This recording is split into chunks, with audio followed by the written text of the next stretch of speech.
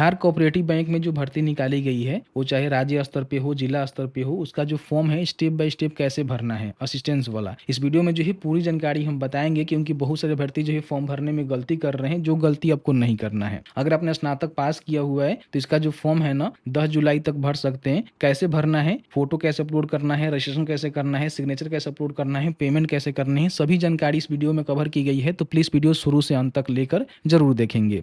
Video में आगे बढ़ने से पहले आप सभी से रिक्वेस्ट है कि अभी तक आपने इस वीडियो को शेयर नहीं किया हुआ है, शेयर कर दीजिए। सोशल मीडिया जैसे कि फेसबुक हो गया, इंस्टाग्राम वगैरह वगैरह, जहां भी आपको शेयर करना है शेयर कर सकते हैं। क्योंकि बहुत ही अच्छा भर्ती है, 257 पोस्ट है और स्नातक आपने पास किया हुआ है तो फॉर्म को भर सकते हैं। चलिए आज का वीडियो शुरू करते हैं। तो फाइनली यहाँ पे बिहार राज्य सहकारी बैंक के द्वारा जो आपका नोटिफिकेशन है यहाँ पे जारी कर दिया गया है, जिसका जो फॉर्म है ना 21 जून से लेकर 10 जुलाई के बीच में ऑनलाइन मोड में भर सकते हैं। इसमें आपका जो भर्ती होने वाला है यहाँ पे देखेंगे कस्टमर सर्विस एक्जीक्यूटिव यानी कि असिस्टेंट के पदों पे भर्ती निकाली गई है, जो कि मल्टीपर्पज के लिए आपको काम करना होगा। और बिहार स्टेट कोऑपरेटिव बैंक में भी भर्ती है और साथ ही साथ डिस्ट्रिक्ट में जो सेंट्रल कोऑपरेटिव बैंक है उसमें भी भर्ती निकाली गई है, जो कि 12 डिस्ट्रिक्ट में इसकी भर्ती होने वाली है। यहाँ पे देखेंगे तो Bihar state cooperative bank limited में जो भर्ती होने वाली है 57 पदों पे भर्ती रहेगा, जिसका पे स्केल यहाँ पे देख सकते हैं। प्रीवियस वीडियो में हमने डिटेल्स में बात किया था। और बाकी देखेंगे तो यहाँ पे आरा सेंट्रल कोऑपरेटिव बैंक है, औरंगाबाद है, बेगूसराय है, भागलपुर, गोपालगंज, मुंगेर, नालंदा, नवादा, पाटलिपुत्र, सुपौल और इसके साथ ही साथ देखेंगे सासाराम और वैशाली। तो यहाँ पे जो भी सेंट्रल कोऑपरेटिव बैंक है जो कि जिले में बनाए गए हैं वहाँ पे भर्ती निकाली गई है। लगभग 257 पदों पे भर्ती है। क्वालिफिकेशन के रिगार्डिंग हम बात करें तो 1/6/2025 को अगर आपने स्नातक कंप्लीट कर लिया हुआ है किसी भी रिकॉग्नाइज्ड यूनिवर्सिटी या फिर बोर्ड से तो आप यहाँ पे फॉर्म को भर सकते हैं। कोई भी स्ट्रीम होनी चाहिए। इसके साथ ही साथ बेसिक डिप्लोमा इन कंप्यूटर यानी कि अगर आपने DCA किया हुआ है या फिर आपने ADCA किया हुआ है यानी कि कंप्यूटर का नॉलेज है तो कहीं ना कहीं फॉर्म को भर पाएंगे। उम्र सीमा की हम बात करें तो 1/6/2025 के आधार पे कम से कम आपका उम्र जो 18 वर्ष होनी चाहिए। अपर एज की बात करें तो 33 वर्ष। अब इसमें देखेंगे SC ST को 5 साल और OBC को यहाँ पे 3 साल छूट अपर एज में देखने को मिल जाता है। सिलेक्शन की हम बात करें तो इसमें जो है प्री आपका एग्जाम्स होगा देखेंगे यहाँ पे, फिर आपका मेंस एग्जाम होगा। इसमें 0.25 का जो है निगेटिव मार्किंग भी रहता है, तो इसको विशेष रूप से ध्यान रखेंगे। इसके लिए हमने डिटेल्स में बात किया था किस तरह से क्या कुछ रहने वाले हैं। बाकी अगर आप SC ST PhD हैं तो आपको 800 रुपये का पेमेंट करना है और कोई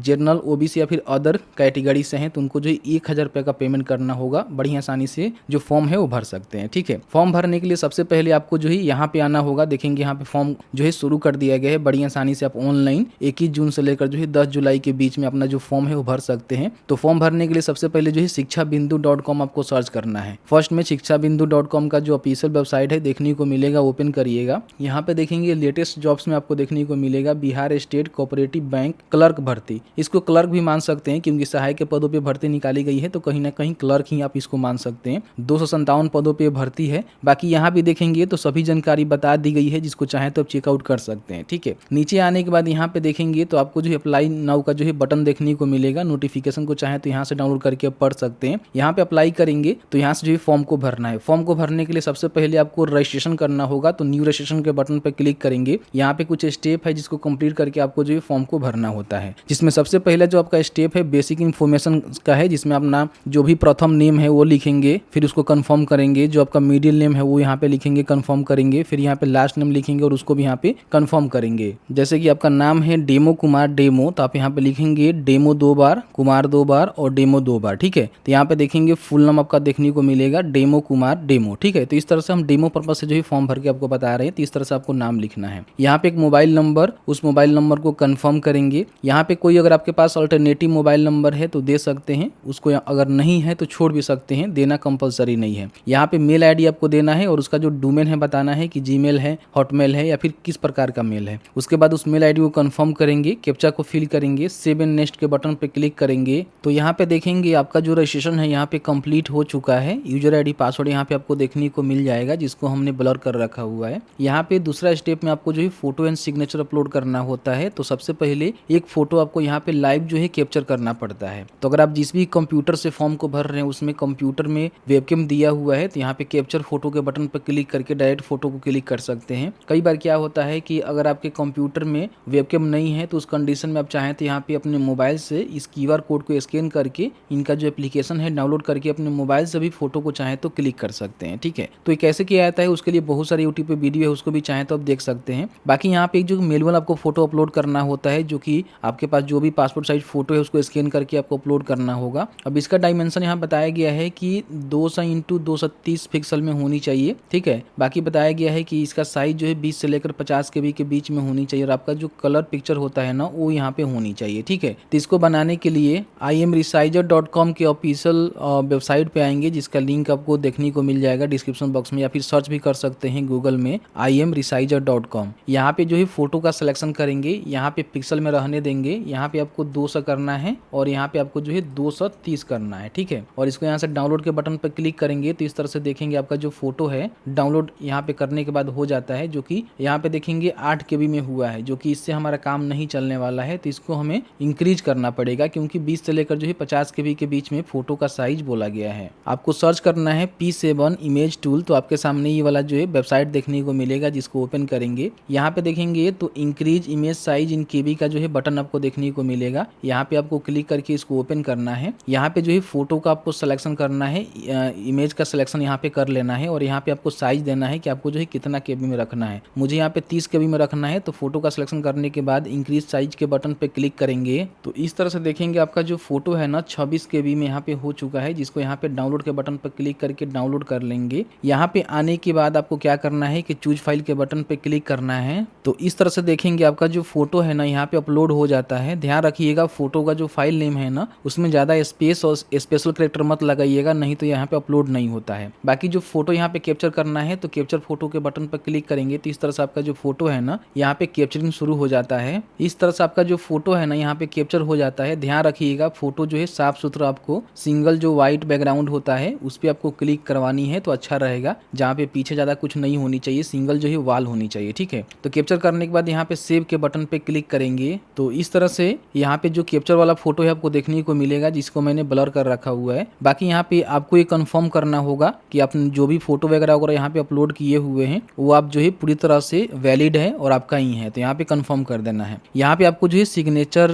का जो है सिलेक्शन करके अपलोड करना होगा। ध्यान रखिएगा सिग्नेचर जो है कैपिटल लेटर ब्लॉक लेटर में आपको नहीं करना है, नहीं तो फिर यहाँ पे गलती हो जाएगा। यहाँ पे आने के बाद देखेंगे सिग्नेचर का भी साइज यहाँ पे दिया गया है कि आपका जो सिग्नेचर का डायमेंशन है 140 × 60 पिक्सल में होनी चाहिए, 10 से लेकर जो है 20 KB के बीच में होनी चाहिए, ठीक है। अब इसको बनाने के लिए बड़ी आसानी से आप यहाँ पे बना सकते हैं। आप यहाँ पे जो भी imresizer.com है यहाँ पे आकर अपना जो डायमेंशन वगैरह है, जैसे कि फोटो का सिलेक्शन करेंगे और यहाँ पे जो भी डायमेंशन बताया गया है डायमेंशन देंगे और यहाँ पे पिक्सल में ही रहने देंगे, और यहाँ से डाउनलोड करके अगर ये छोटा बड़ा हो रहा है तो यहाँ से इमेज का जो साइज है इंक्रीज कर सकते हैं या फिर उसको डिक्रीज कर सकते हैं, ठीक है। तो उसको यहाँ पे आपको चूज फाइल के बटन पर क्लिक करके सिग्नेचर को भी यहाँ पे अपलोड करना है और यहाँ पे आपको कंफर्म कर देना है कि वैलिड मेरा सिग्नेचर है। उसके बाद यहाँ पे सेव के बटन पे नेक्स्ट के बटन पे क्लिक करेंगे। यहाँ पे आपको बेसिक डिटेल्स जो है फिल करना है। सबसे पहले अपना जो कैटेगरी है बताना है कि आप जो है किस कैटेगरी से आते हैं। यहाँ पे जिस भी कैटेगरी का सिलेक्शन करेंगे उसके हिसाब से आपको जो है प्रमाण पत्र देना पड़ेगा। जैसे कि यहाँ पे पूछ रहा है कि आप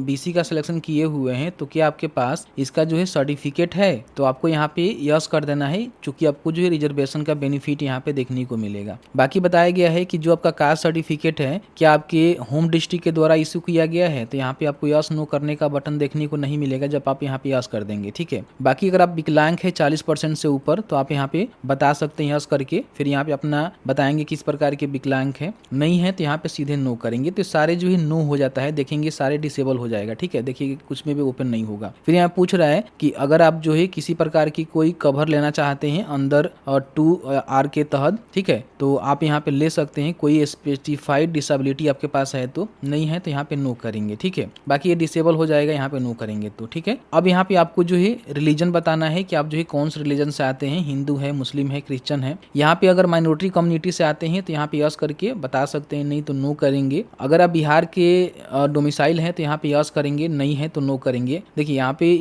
you have to apply under general category. अगर आप बिहार से नहीं है, अदर किसी स्टेट से फॉर्म को भर रहे हैं तो सीधे जो है जनरल कैटेगरी में जाएंगे, लेकिन आप बिहार से हैं तो यहाँ पे यस जरूर कर देंगे, ठीक है। आपको रिजर्वेशन का बेनिफिट यहाँ पे देखने को मिल जाएगा। फ्रीडम फाइटर के आश्रित हैं तो यहाँ पे यस करके बता सकते हैं, नहीं तो नो करेंगे। बाकी यहाँ पे मान लीजिए अगर आप cooperative bank register Bihar state में स्टाफ वर्किंग है परमानेंट, तो आप यहाँ पे यस करके उसका बेनिफिट ले सकते हैं, नहीं तो यहाँ पे नो करेंगे। यहाँ पे देखेंगे तो अपना जो स्टेट है एग्जामिनेशन का वो आपको सिलेक्शन करना होगा, तो बिहार यहाँ पे सिलेक्ट करेंगे। तो 3 जो है प्रेफरेंस आपको 4 जो है प्रेफरेंस आपको देखने को मिलेगा, 3 ही देखने को मिलेगा, ठीक है। यहाँ पे देखेंगे जो भी आपको अच्छा लगे, जहाँ पे आप जाकर एग्जाम देना चाहते हैं उसका सिलेक्शन यहाँ पे कर सकते हैं। बाकी centre of online main examination, जो आपका मेन एग्जामिनेशन होगा वो पटना में ही होगा। बाकी यहाँ पे देखेंगे प्रीलिमिनरीज जो एग्जाम्स है ना वो आपका इन सब जगह पे हो सकता है। तो 4 सेंटर का सिलेक्शन यहाँ पे करना होता है। फिर यहाँ पे अपना जो डेट ऑफ बर्थ है वो बताएंगे, डे मंथ ईयर में। उसके बाद यहाँ पे जेंडर बताएंगे कि मेल है कि फीमेल है। बाकी अगर आप ट्विंस ब्रदर या फिर सिस्टर हैं, मतलब कि 2 जुड़वा भाई बहन है, तो बता सकते हैं यस करके उनका जो नेम है वो लिख सकते हैं कि आपके साथ किसका जन्म हुआ है। नहीं है तो नो करेंगे तो छोड़ देना है। बाकी यस करेंगे तो ट्विंस आपके साथ जो जन्म हुआ है वो मेल है कि फीमेल है, जो भी है बता देंगे, नहीं तो यहाँ पे नो करेंगे। अपना जो मैरिटल स्टेटस है बताएंगे कि अनमैरिड हैं या फिर मैरिड हैं। फिर यहाँ पे फादर का नेम, मदर का नेम, अगर आप शादीशुदा हैं तो यहाँ पे जीवन साथी का नेम। यहाँ पे अपना जो एड्रेस है ना वो आपको फिल करना है, जो कि कोरेस्पोंडेंट एड्रेस आपका होनी चाहिए। और बाकी यहाँ पे स्टेट का भी सिलेक्शन आपको करना होगा, पिन कोड यहाँ पे लिखना होगा। अगर आपका मान लीजिए दोनों एड्रेस जैसे कि कोरेस्पोंडेंस और परमानेंट दोनों सेम है तो आप यहाँ पे टिक करेंगे, दोनों सेम हो जाएगा। अलग अलग है तो अलग अलग भरेंगे। बाकी अपना जो जीएसटी इनवॉइसिंग है, आप कौन से एड्रेस पर लेना चाहते हैं तो कोई एक एड्रेस का जो है सिलेक्शन कर सकते हैं, कोई भी दिक्कत नहीं है। बाकी यहाँ पे अपना जो बैंक डिटेल्स है ना वो भी आपको फिल करना होता है। तो अकाउंट होल्डर का नेम यहाँ पे लिखना है, बैंक एक ब्रांच का नेम यहाँ पे लिखेंगे, बैंक अकाउंट नंबर यहाँ पे लिखेंगे, कंफर्म बैंक अकाउंट यहाँ पे लिखेंगे, आईएफएससी कोड लिखेंगे। अगर आपके पास MISCR नंबर है तो भी दे सकते हैं, नहीं है तो मैंडेटरी नहीं है, छोड़ दीजिएगा, ठीक है। अब यहाँ पे देखेंगे जो भी आपका एप्लीकेबल पेमेंट होगा आपको यहाँ पे देखने को मिलेगा। तो मेरे कंडीशन में 1180 रुपये का जो है पेमेंट हमें करने को पड़ेगा। तो यहाँ पे देख रहे हैं कि पेमेंट आपको देखने को मिलेगा, जिसको यहाँ से वैलिडेट कर दीजिएगा और उसके बाद सेव एंड नेक्स्ट के बटन पे क्लिक करेंगे। यहाँ पे अपना जो भी क्वालिफिकेशन का डिटेल्स है ना उसको फिल आउट करना है। आपका जो एजुकेशनल क्वालिफिकेशन है 1/6/2025 तक कंप्लीट होनी चाहिए, जिसमें सबसे पहले ग्रेजुएशन की जानकारी आपको भरना होगा, या फिर उसके बराबर आपने कोई भी मान लीजिए डिग्री लिया हुआ है तो उसकी भी जानकारी आप यहाँ पे दे सकते हैं। जैसे कि मान लीजिए arts, commerce, science, agriculture, management, other कोई भी आपके पास है तो बता सकते हैं। तो आपने जो भी स्ट्रीम से अपना ग्रेजुएशन कंप्लीट किया हुआ है वो यहाँ पे बता देंगे। डेट ऑफ पासिंग बताएंगे कि आपने जो है कब पास किया हुआ है, आपके मार्कशीट पे देखने को मिलेगा। परसेंटेज बताएंगे और यहाँ पे ग्रेड बताएंगे कि फर्स्ट, सेकेंड या फिर थर्ड, मतलब पास क्लास। उसके बाद यहाँ पे अगर आपने पीजी भी कर रखा हुआ है तो दे सकते हैं, हालांकि देना मैंडेटरी नहीं है। कोई आपके पास प्रोफेशनल क्वालिफिकेशन या फिर कोई अदर क्वालिफिकेशन है तो उसकी भी जानकारी यहाँ पे भरेंगे, हालांकि देना जरूरी नहीं है। कंप्यूटर की नॉलेज जरूरी है तो आपको यहाँ पे यस करना है और आपको बताना है कि कंप्यूटर नॉलेज में आपने क्या किया हुआ है। जैसे कि मान लीजिए आपने DCA किया हुआ है तो DCA लिखेंगे, अगर आपने ADCA किया हुआ है तो ADCA लिखेंगे, ठीक है। यहाँ पे पूछ रहा है कि क्या आपने basic diploma in computer application यानी कि जो DCA है वो किया हुआ है, तो यहाँ पे आपको यस कर देना है। अगर आपने ADCA भी किया हुआ है तो DCA तो से बड़ा होता है ADCA, ठीक है, तो वो भी उसमें आ जाता है, तो यस कर दीजिएगा। बाकी आपके पास प्रेजेंट कहीं काम करने का कुछ जानकारी है तो यहाँ पे उसकी जानकारी आप दे सकते हैं कि आप कहाँ काम कर रहे हैं, कौन से पोस्ट पे कब से लेकर कब तक काम कर रहे हैं, नेचर क्या है जॉब का, ठीक है। नहीं करते हैं तो यहाँ पे नो का एक बटन देखने को मिलेगा, नो कर दीजिएगा। बाकी यहाँ पे कौन कौन से लैंग्वेज आप जानते हैं, जैसे कि मान लीजिए हिंदी आप रीड कर लेते हैं, राइट कर लेते हैं, स्पीक कर लेते हैं। यहाँ पे इंग्लिश देखेंगे तो जैसे कि मान लीजिए आप इंग्लिश यहाँ पे रीड कर लेते हैं, राइट कर लेते हैं, ठीक है, तो टिक करेंगे। अदर भी कोई लैंग्वेज आपको पता है तो बता सकते हैं, ठीक है। तो जानकारी भरने के बाद यहाँ पे वैलिडेट योर डिटेल्स के बटन पे क्लिक करेंगे और सेव एंड नेक्स्ट के बटन पे क्लिक करेंगे।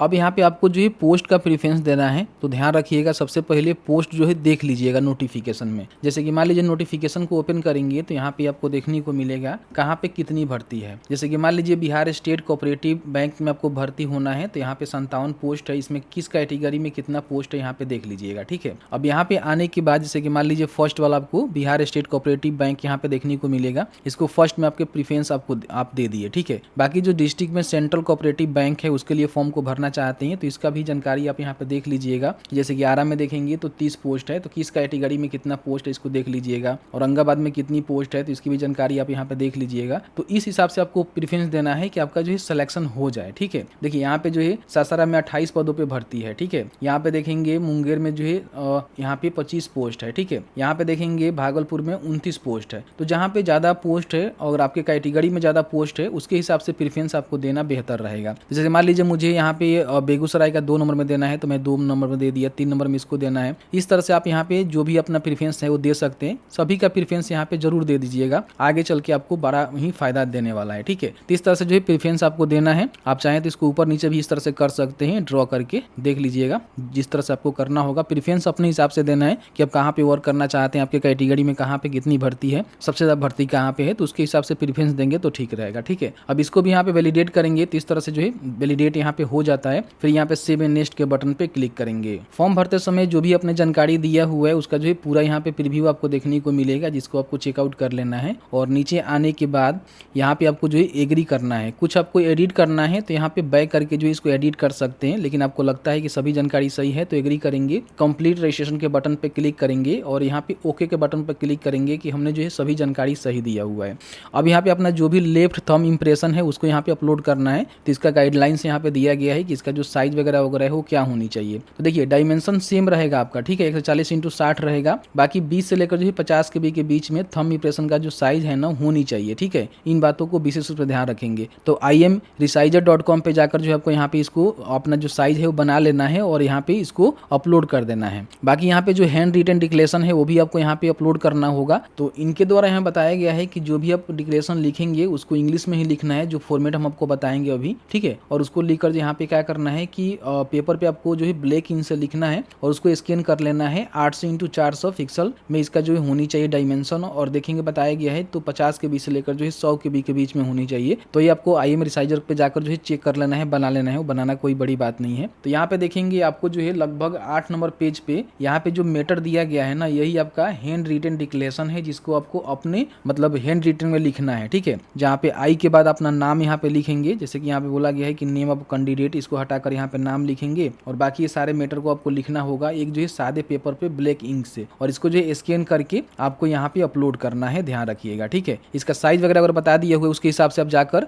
जो imresizer.com है वहाँ से बना लीजिएगा और यहाँ पे दोनों को जो है चूज फाइल कर लेना है, ठीक है। फिर यहाँ पे देखेंगे तो आपको जो है सिक्योरिटी कोड में जो भी आपको ये दिख रहा है ना, इसको यहाँ पे डालना है। सेव एंड नेक्स्ट के बटन पे क्लिक करेंगे तो यहाँ पे आपके सामने जो है पेमेंट करने का यहाँ पे ऑप्शंस देखने को मिलेगा। यहाँ पे दो ऑप्शंस आपको देखने को मिलेगा, बिल डेस्क और सीसी। तो जिससे भी पेमेंट करना चाहते हैं उसका सिलेक्शन करेंगे, कैप्चा को फिल करेंगे और यहाँ पे देखेंगे तो आपको जो है सबमिट का बटन देखने को मिलेगा, जिसपे आपको क्लिक करना है। यहाँ पे credit card, debit card, internet banking, wallet, cash, QR code, UPI, जिससे भी पेमेंट करना चाहते हैं अपना जो पेमेंट है ना यहाँ पे कंप्लीट करेंगे। पेमेंट कंप्लीट करने के बाद आपका जो एप्लीकेशन है ना वो कंप्लीट हो जाएगा, जिसका प्रिंट आउट निकाल कर अपने पास सुरक्षित जरूर रख लेंगे। जैसे कि आपने देखा कि मैंने जो है पूरी जानकारी बताया कि किस तरह से बिहार राज्य सहकारी बैंक या फिर जो भी आपके जिला में केंद्रीय सहकारी बैंक चलते हैं उसमें आपको भर्ती होना है सहायक के पदों पे, तो फॉर्म को भर सकते हैं। फॉर्म भरने के बाद जो भी इसका चयन प्रक्रिया है उसको फॉलो करके जो है भर्ती आपको होनी होती है। तो समय समय पे इनके जो आधिकारिक पोर्टल उसको चेक करते रहिएगा। फिर शिक्षा बिंदु पे आपको जानकारी देखने को मिलता रहेगा, तो वहाँ भी आप चेक करते रहिएगा। तो बस आज की इस वीडियो में इतना ही। वीडियो थोड़ा सा अच्छा लगा है तो प्लीज़ वीडियो को लाइक जरूर करेंगे।